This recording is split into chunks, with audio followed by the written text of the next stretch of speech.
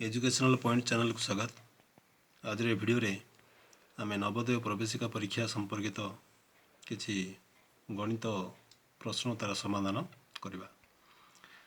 देखंतु प्रश्न एक, घंटा को 1 किलोमीटर गति को आउ किभली प्रकाश करी लिखा जाय परिबो। घंटा को 1 किलोमीटर माने घंटा को आम सेकेंड कर दबा। ऑप्शन दीचे हमको 60 by 1000, 3600 by 1000, 1000 by 3600, 1000 by 60।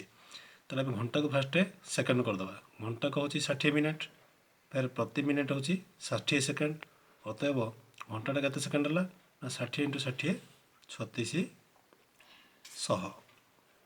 3600 second हो गला। घंटा को 1 किलोमीटर, किलोमीटर को आम मीटर प्रकाश करवा। 1 किलोमीटर होची 1000 मीटर, ताले किलोमीटर हो गला 1000 मीटर। ताले आम आसला 3600 by 1000 metre second by metre बा मीटर बाई सेकेंड। सी दीची 60 बाई 1000, 60 बाई तो 1000 हेनी, 3600 बाई 1000 मीटर बाई सेकेंड। ताले यहाँ आम ठीक हम 3600 बाई 1000। ऑप्शन 2 हूँ 3600 बाई 1000 मीटर पर सेकेंड। द्वितीय प्रश्न हूँ संख्या 29,789 निकटतम सहस्र संख्या कोटा। निकटतम सहस्र संख्या आम संख्या गणिमा 1, 10, 100, 1000। 9 हूँ सहस्र, केते सहस्र है 29,000। 29,000 हेले परवर्ती समय शतक संख्या देखा 7 अच्छी। ये संख्याटी यदि 5 टू ऊर्ध्व थी तो 29 परवर्ती संख्या लिखा। ये जदि 5 टू कम थी तेल 29 ही रहा। 5 टू ऊर्ध्व 7 अच्छी, अतएव 29 हूँ आम 1000 स्थानीय अंक। 29 परवर्ती है 30, ये हो 30,000। ऑप्शन देखिए आम 4 ऑप्शन देखिए 30,000। तो उत्तर हो 30,000। सरल कर 12 × 8 - 4 हरण 4। आम आपको समाधान कला बेले बरह गुमी पे बरह ह हरण अच्छी, ताले 12 × 8 रहिबो वियोग 4 को 4 द्वारा हरण करवा। 4 को 4 हल्ले तार हरण फल हो 1 हला। तापर गुणन 12टा 12टा हूँ 96 वियोग 1। 96 1 कले रहा 95। तो ऑप्शन 4 दी आमको 95। ताले ऑप्शन 4 हम आमर उत्तर। दशमिक प्रकाश कले 200 शतकड़ा केते हम। आमको 200 शतकड़ा कही। शतकड़ा मान हूँ जेकोसी संख्या को 200 कले सी शतकड़ा प्रकाश हम। ताले 200 शतकड़ा मान 200 200 2 कटिला, उत्तर पड़े आसला आमर 2।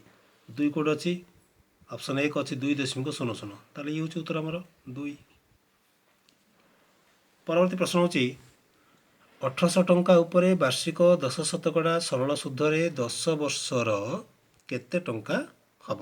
अर्थात 10 वर्ष पर आम मोट केते टंका ताको फेरइबा। आमको मूलधन देती 1800।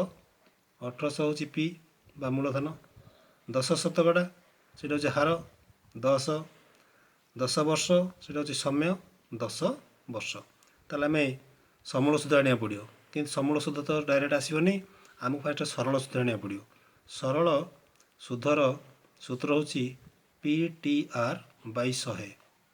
कहले पी आमको देती 1800 टंका, 1800 गुणन टी देती आमको 10 वर्ष गुणन आर देती आमको 10 शतकड़ा बाई 100।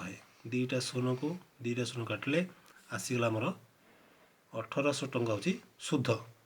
मूलधन फेर देती आमको 1800, ताले सुधरे मूल मिसिले आमर मोट 18 3600 पड़े आसला समूल सुध। ताले आम 10 वर्ष पर 3600 टंका फेरवा को पड़ो। ताले ऑप्शन 1 देती आमको 3600। ताले ये हूँ आमर उत्तर। परवर्ती प्रश्न हूँ 3 × 12 बाई 10। 3 × 12 बाई 10 को आउ किभली लिखा जाय पारिबो। 3 × 12 बाई 10 माने 12 3 36 बाई 10। 36 बाई 10 को दशमिक यदि प्रकाश करवा, हर गोटे शून्य अच्छी, लबर गोटे संख्या छाड़ी दशमिक चिन्ह देवा, आमर ये हो 3.6। आर तो 3 × 12 बाई 10 को आम 3.6 लिखिपर। ऑप्शन अच्छे हमको 3.60। तुम 60 जहाँ 6 भी सैया, ताले आमर एक ऑप्शन टी ठीक उत्तर हम। ଜଣେ ଲୋକର ମାସିକ ଆୟ 1800ରୁ ଜଣେ ଲୋକ ମାସିକ ଆୟର 1800 ଟଙ୍କାରୁ 10% ସଞ୍ଚୟ କରେ। ଅର୍ଥାତ୍ ସେ ମାସିକ କେତେ ଟଙ୍କା ସଞ୍ଚୟ କରନ୍ତି ସେ କହିଛି। ମାନେ ଗୋଟେ ଲୋକ ମାସକୁ ଯଦି 1800 ଟଙ୍କା ଆୟ କରେ ଆଉ ସେଥିର 10% ଯଦି ସଞ୍ଚୟ କରୁଛି ତାହେଲେ ସଞ୍ଚିତ ଟଙ୍କାଟା କେତେ ପରିମାଣ ହେବ। ତାହେଲେ ଆମେ 1800ର 10% ବାହାର କରିଦେବା। 1800ର 10% ମାନେ 1800 ଗୁଣନ 10 2200 ଶତକଡ଼ା ବାହାର କଲେ ଯେଉଁ ସଂଖ୍ୟା ଦେଇଥିବ ସେତିକି 22 ସବୁବେଳେ କରିବାକୁ ପଡ଼ିବ। ଗୋଟେ ଶୂନ କଟିଲା, ଆର ଗୋଟେ ଶୂନ ଗୋଟେ ଶୂନ କଟିଲା, ରହିଗଲା ଆମର 180 ଟଙ୍କା। ତାହେଲେ ସିଏ ମାସିକ 180 ଟଙ୍କା ସଞ୍ଚୟ କରେ। ଅପସନ୍ ଦେଖିବା ଆମେ, ପ୍ରଥମ ଅପସନ୍ ଦେଇଛି 180 ଟଙ୍କା, ତାହେଲେ ଇଏ ହେବ ଆମର ଉତ୍ତର।